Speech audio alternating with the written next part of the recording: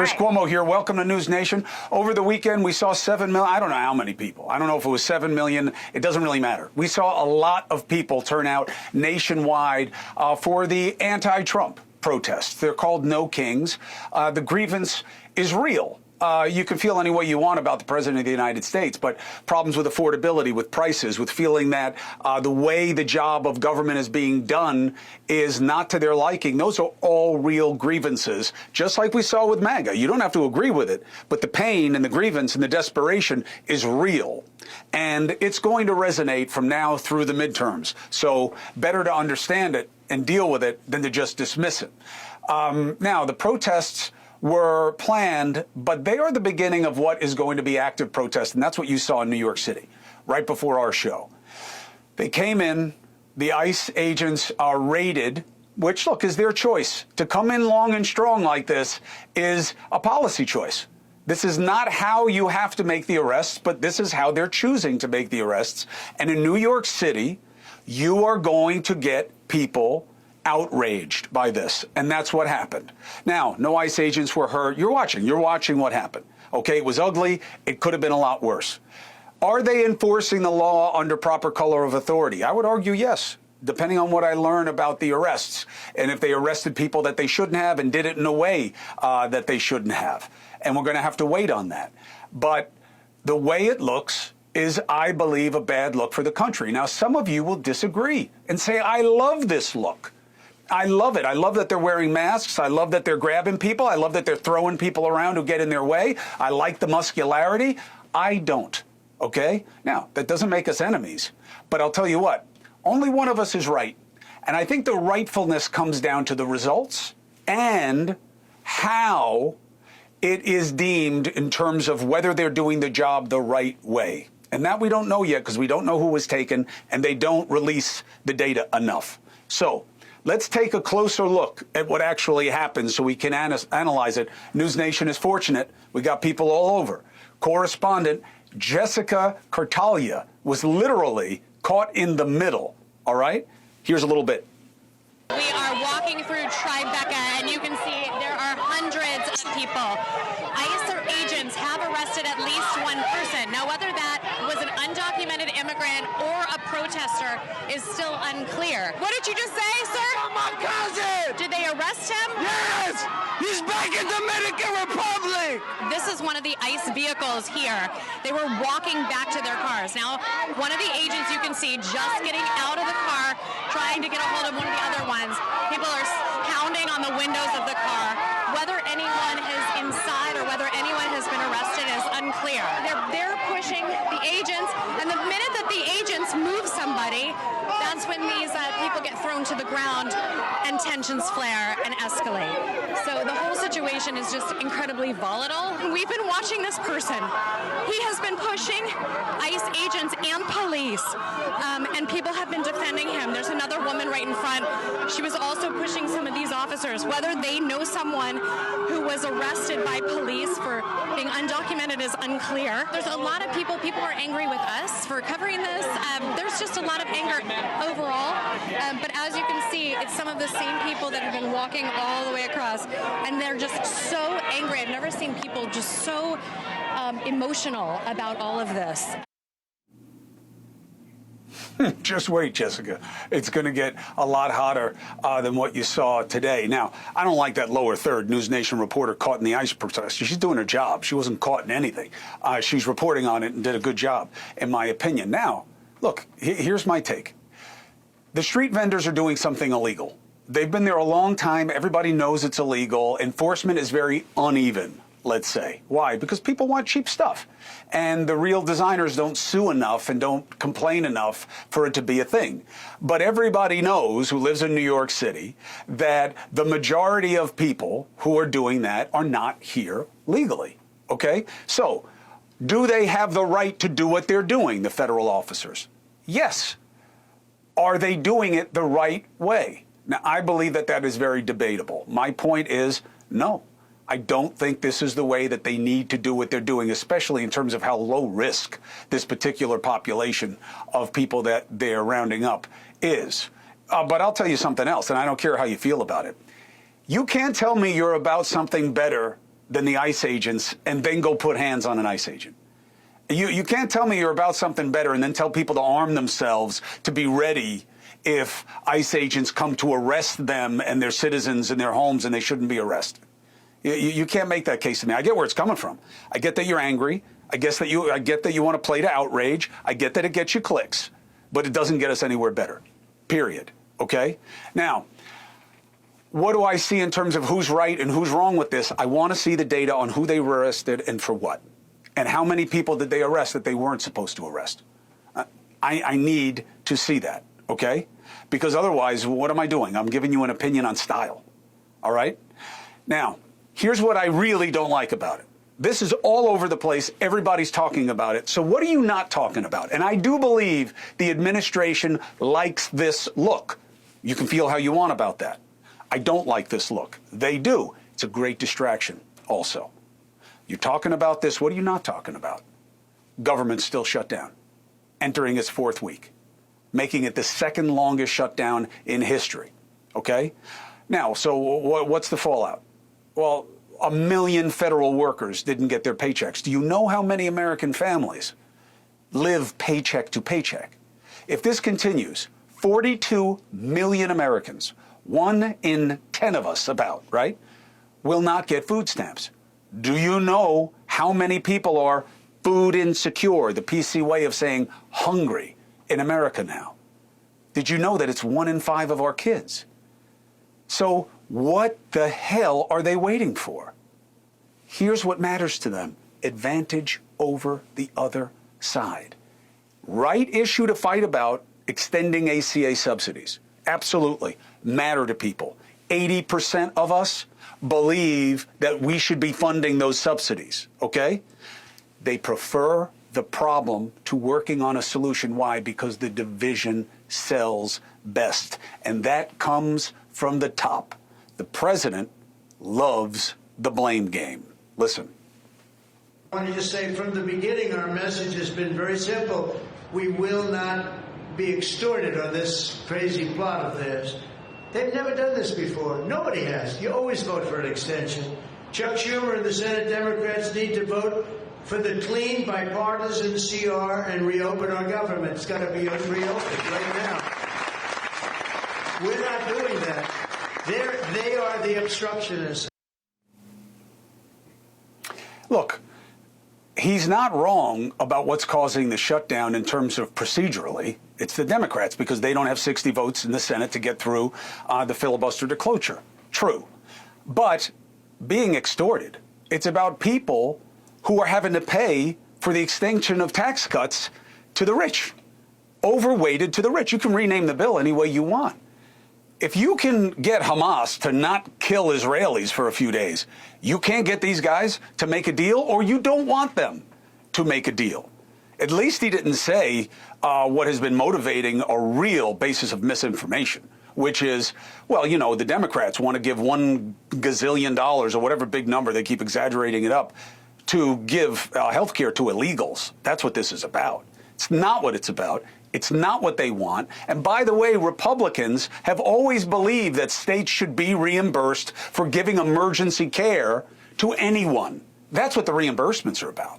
It's not about giving them free health care like you and I have health care. It's not what it's about. It's about emergencies and reimbursing rates. And I still believe the Democrats are making a tactical error. Give the issue of reimbursement rates for states to Republicans. Here, you decide whether states get reimbursed for the emergency care that they give to undocumented people. Here, you decide. You want them to get $0 for that? Fine, you own it. I'm worried about the subsidies for American citizens. What are you going to do on that? You can have this issue. Now, I think that's inhumane to not reimburse for emergency care, because we're better than that. And the money is a fraction of the money. It's not some massive number that is a massive percentage. That's a lie. So let's talk about what they're allowing to happen so they can have their shutdown. A military wife, Alicia Blevins, okay? Now, by the way, when one person serves in a couple, the whole family serves. So her husband is a corporal in the Marines, but the whole family is serving. And she is having to figure out how to do with no check. They just used their life savings to move to this new base in Jacksonville, Florida, okay? The corporal's last paycheck was October 15th. What does that mean? Alicia is here to tell you. Thank you for joining me. I understand that this is not a conversation that you're dying to have, but people need to hear the truth. Tell us, what does this shutdown mean, not to your politics, to your personal life? Well, I've got 3 children and my husband and myself to take care of. So my personal life is, it's in an upheaval at the moment, trying to figure out, what we're going to do, what bills are going to get paid, what ones aren't going to get paid. And it's turned our personal life into chaos because, the worry and the anxiety of it all, the not knowing is what's causing the panic. The not knowing and the not having, right? Because you're having to figure out not what to get, but what not to get and what not to pay. And Alicia, how common are these considerations in other military families that you know?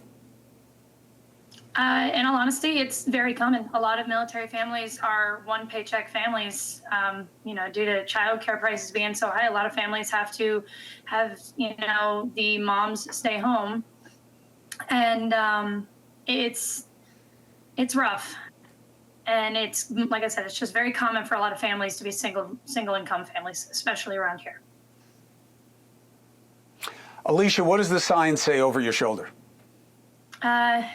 It says family is the most important thing in the world. And you're teaching that to your kids. You're living at each other. And it's all you have, especially when there are hard times. And I know it's a deep kind of suck that your whole family is deciding to serve this country and it's not serving you in a return. And I know that it sucks, and I am sorry for you, and we will stay in touch. And I want to keep telling people what you're doing so they know the real cost of what this shutdown is, that the politicians clearly prefer to getting it done. I wish you good things, and I'm sorry that you're in this situation. Thank you.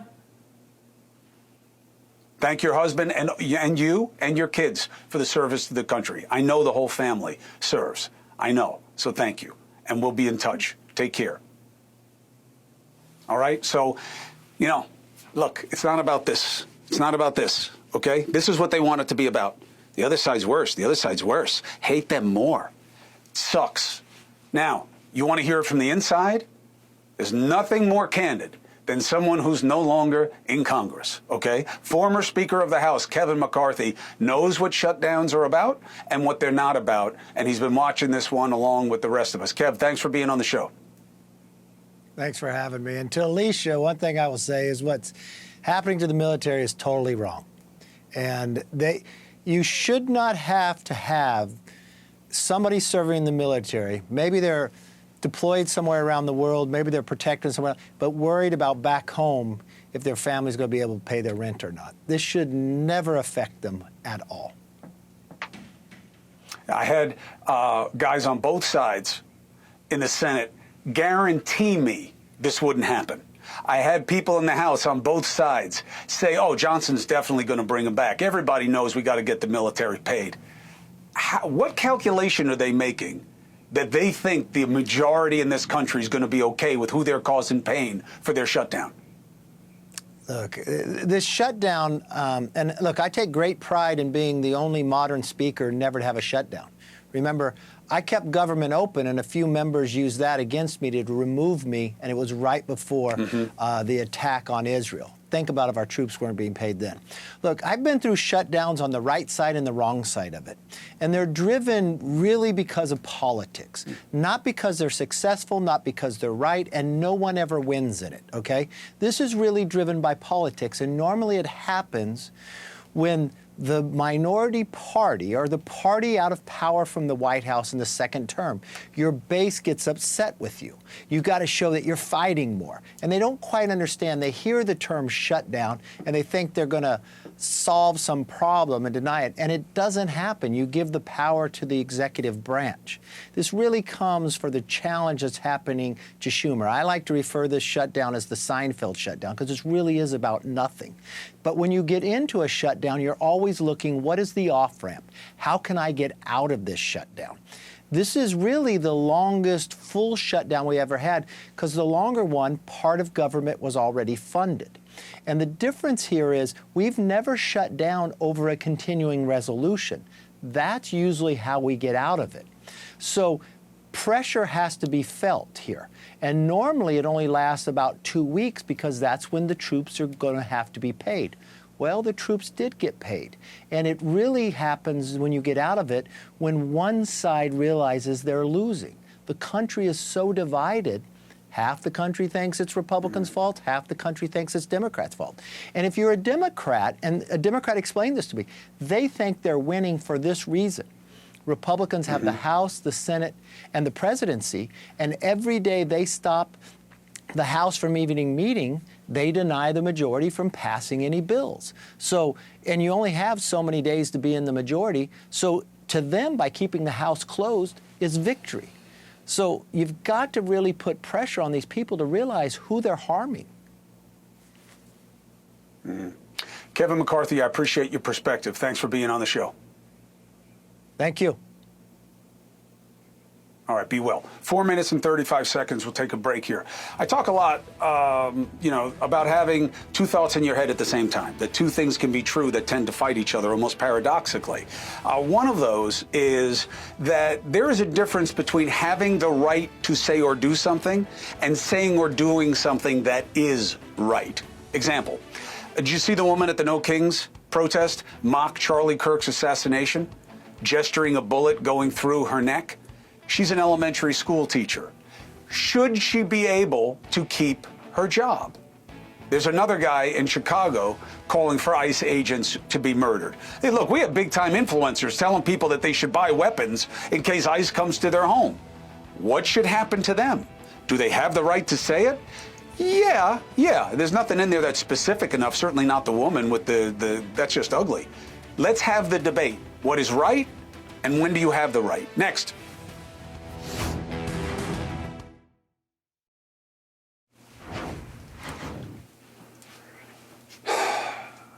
You have the right to basically say whatever you want to say.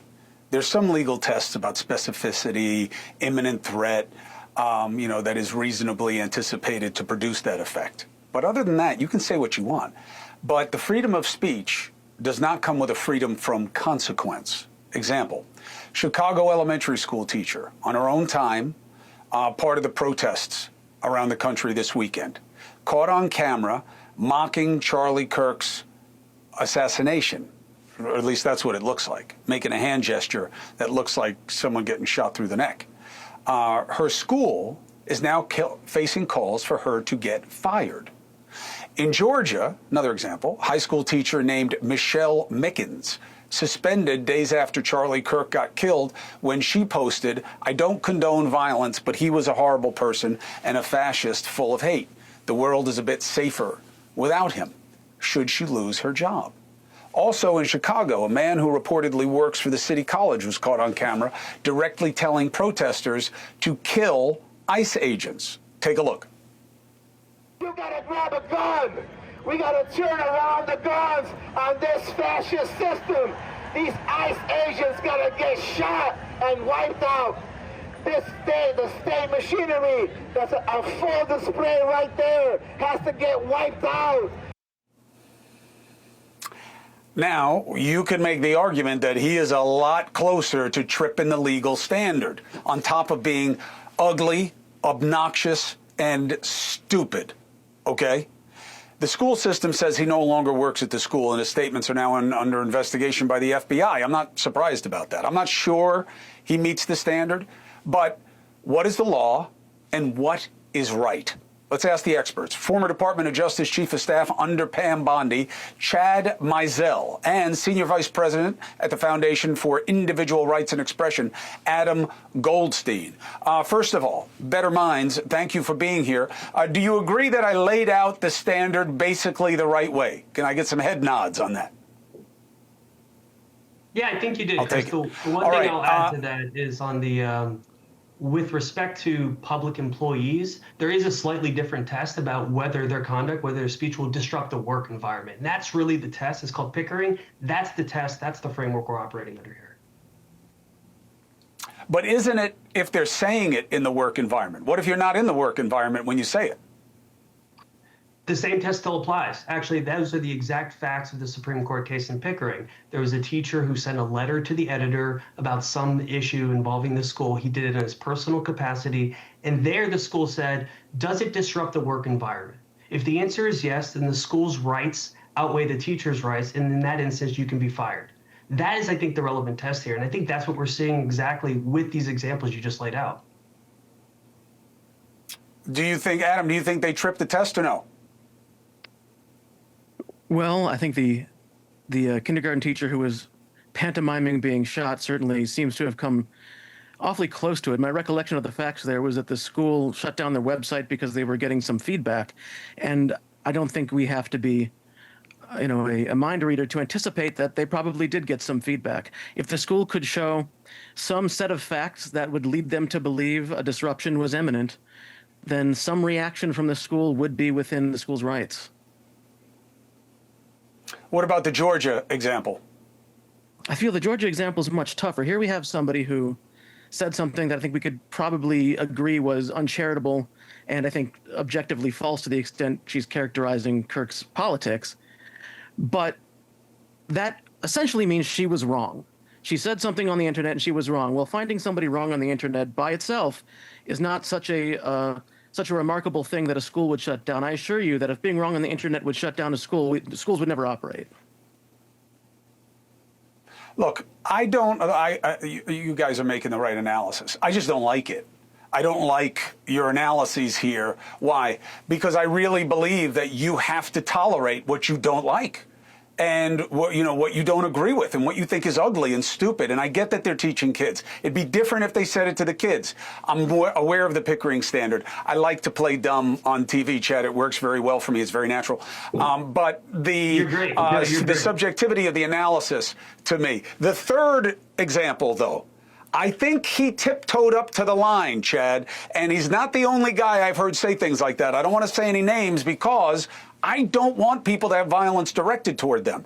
But saying the way to deal with ICE is for you to get a gun, what does that mean to you in terms of a legal analysis?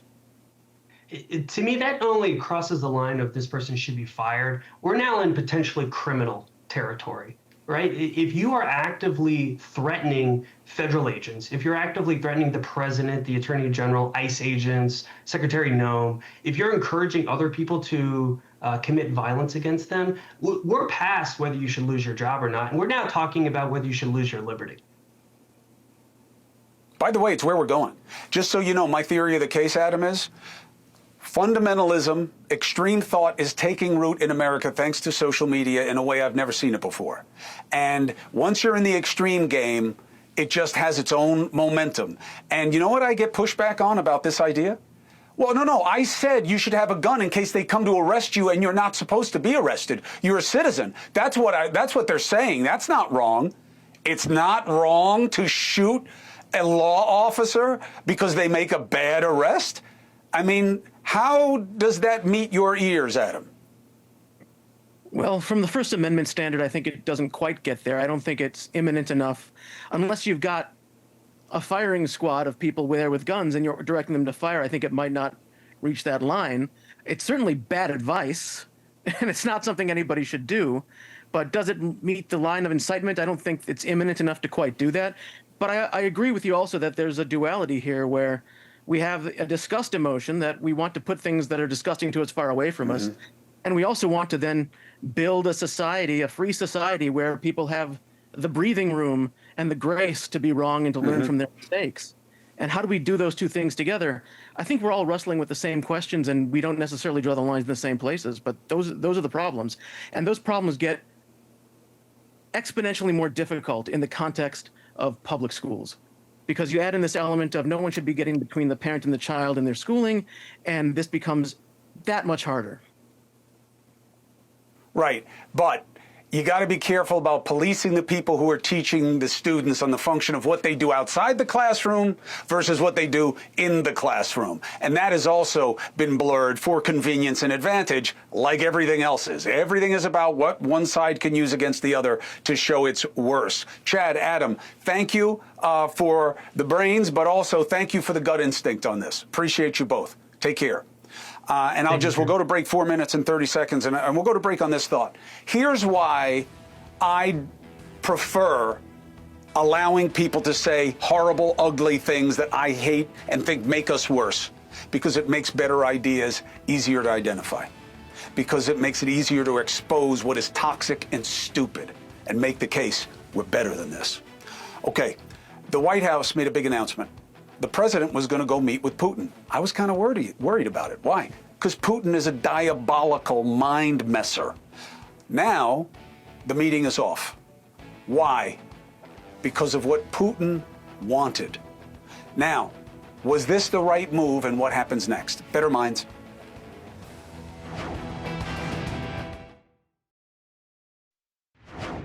President Putin wants to end the war, or I wouldn't be talking this way. I think he wants to end the war. I spoke to him yesterday for 2.5 hours. We went through a lot of details. He wants to get it ended. I think that President Zelensky wants to get it ended. Now we have to get it done. I wonder if he still thinks that. Now, there's nothing wrong with the president being optimistic, as long as he's clear-eyed about who he's dealing with. And Putin is a bad guy. And the idea that he wants to end the war is not true, because there's no reason for him to want to end the war. Not yet, anyway. So, what happened today? No more meeting. Why? Call between Secretary of State Marco Rubio and Russian Foreign Minister Sergei Lavrov, who's, a pit bull for Putin. Okay? The Russians made it perfectly clear Putin has no intention of softening his stance on Ukraine. See, he's trying to embarrass the president by saying, no, I run stuff. Why? Because he knows that it's going to do two things that make Trump look bad. One, he told Trump he's not going to get what he wants. And two, it will fuel conspiracy theories that he must have something over Trump. My feeling is, just like with the Epstein files, if there was something there, you'd know, okay? Now, the meeting's off. What does that mean? Let's discuss, okay? I have better minds. Who? Former U.S. Ambassador to NATO, Kurt Volker. Former Special Advisor to the Ukrainian military, Dan Rice, who is living it there in Kyiv on a regular basis. Brothers, thank you for joining us. Kurt, my analysis of Putin and how this plays, right, wrong, and why. Right. Well, first off, Chris, thanks so much, and you're spot on. Putin has not moved his position on Ukraine 1 inch since the beginning of the Trump administration, or for that matter, since the Biden administration. He wants everything. And what we heard from his foreign minister, Lavrov, today in his conversation with Rubio is that, well, everything that Russia doesn't control in Ukraine is therefore controlled by Nazis. That tells you the way they're thinking about this. So there's no surprise here. I never believed the Budapest meeting would actually take place because of this, that Putin would have these maximalist demands, Rubio would see right through it, report this to Trump, and they couldn't actually tee Trump up for a meeting with Putin that was going to be a disaster and not produce any results, just like Alaska. They couldn't do that again. So we're right back where we were a month ago, 2 months ago, 6 months ago, 2 years ago, facing a Putin who's determined to wage a war to take over Ukraine, unable to do so. And the question is whether the West has the ability to pull together and give Ukraine what it needs to stop Putin in his tracks. So, Kurt, a few weeks ago, Dan was saying to me, hey, look at what I wrote. The Tomahawks are a big deal. It's not escalation. This will match force, and Putin's forces can't deal with this, and it's going to make him have to make a move. And the right strategy for the United States is give the Tomahawks first and don't let them use them until Putin understands the pressure point. And I was like, I don't know. Dan, you were right. You were right. That's the move, is to create a threat that Putin has to decide whether he wants to own that consequence. Do you think that happens now? And then are you worried about what he does do in response? Well, if you ask me, Chris, I just want to be clear. Great to see you, Ambassador Volker. Yeah, actually, Chris, I think the hard part about this is that, you know, I've been through this for 4 years with different escalations, what the Russians call escalations, but it's actually parity.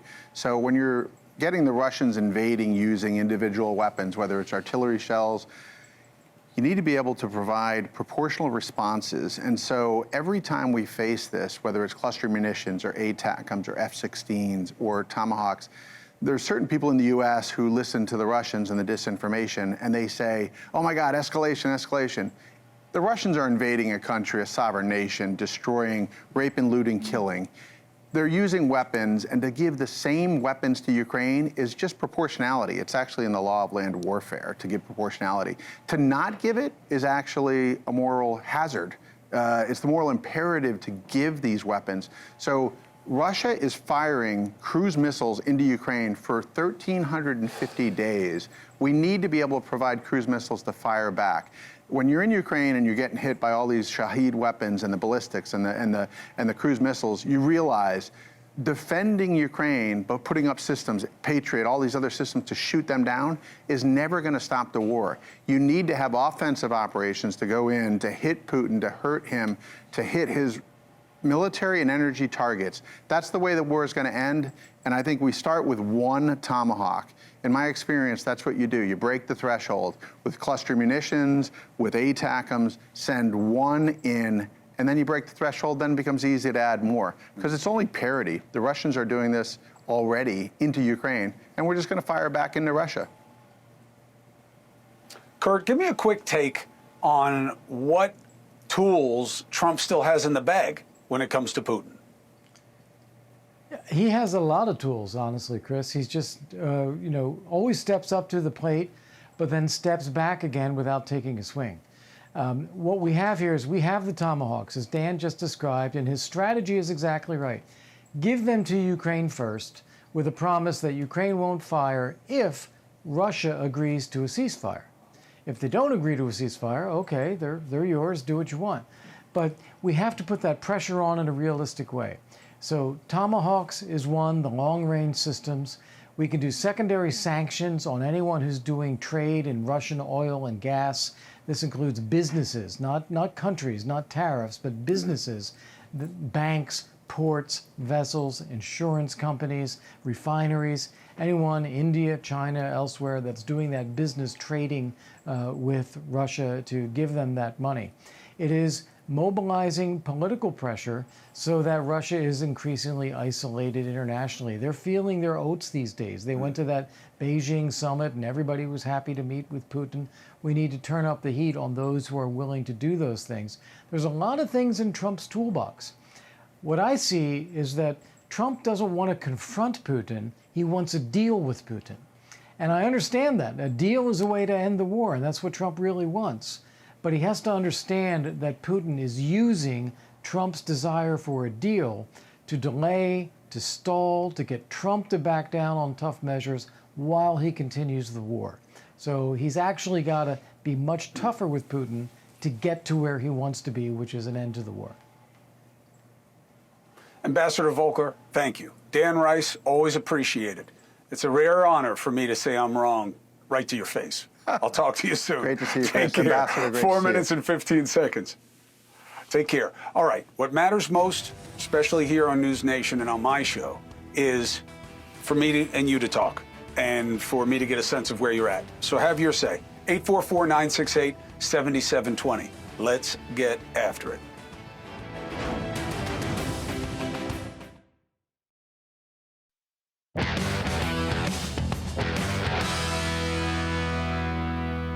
All right, Dusty, who do you got? Who do we got? Okay, we're going to start with Derek from Virginia. What's your question? Hey, Chris, how you doing today? Who can complain? What do you got? My question for you, Chris, is how do you justify in a system in which federal employees are required by law to continue working during a government shutdown but are not paid on time for that labor? Isn't that, in effect, I don't. a modern-day form of slavery? Look, I mean, I don't think you have to make it, I don't think you have to exaggerate it for it to be wrong. And I think that it should be illegal. I think that they should pass a law that you can't shut down the government. That if you can't make a deal, there should be a default to the funding of the prior session. Because, look, this is only for them. Nothing ever gets solved when they do this. It pisses me off so deeply. It really does. To me, it is one of the ugliest examples of how they know that it doesn't matter what you think about what they do, that they're just going to play a game and trick you into thinking that doing less is doing more. It sucks. They suck. This is why I hate the parties. Next. Next, we're going to go to, sorry, I'm at a loss for words. Oh, David from Austin, Texas. That's a first. What's your question, sir?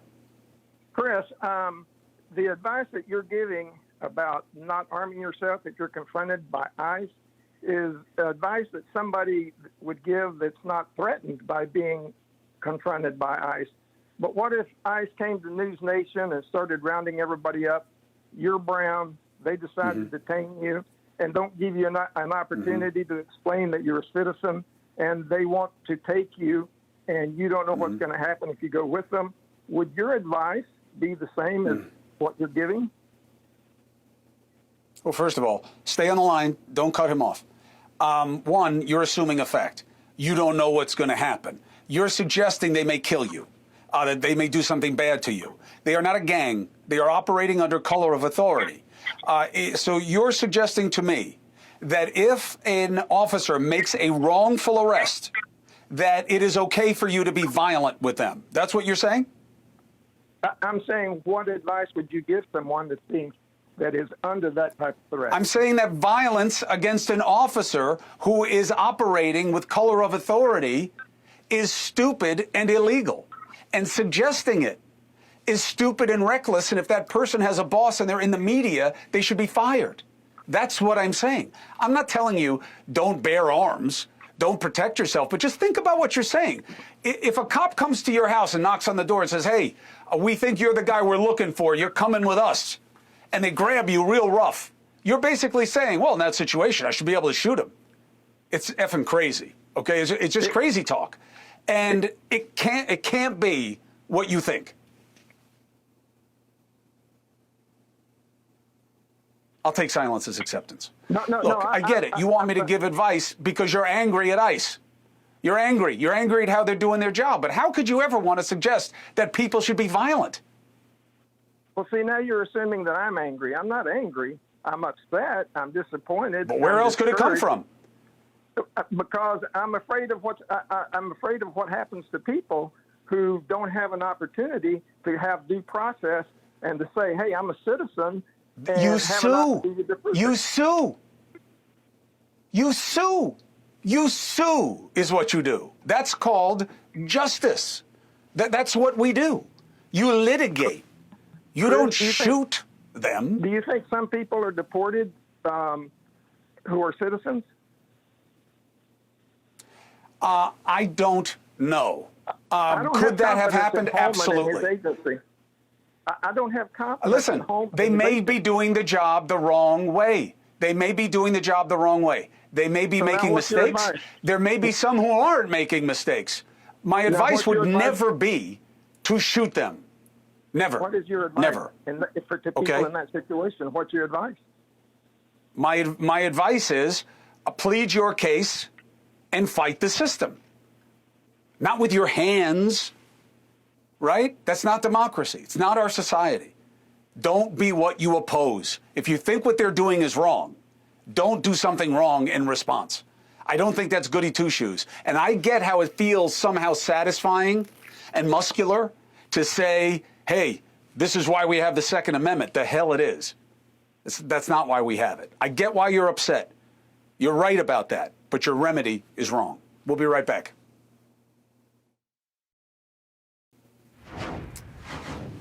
They say there's going to be a vote Thursday to fund the military.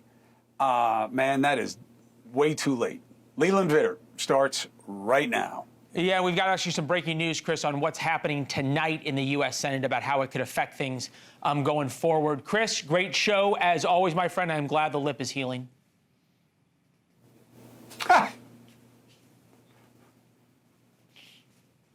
It's coming along.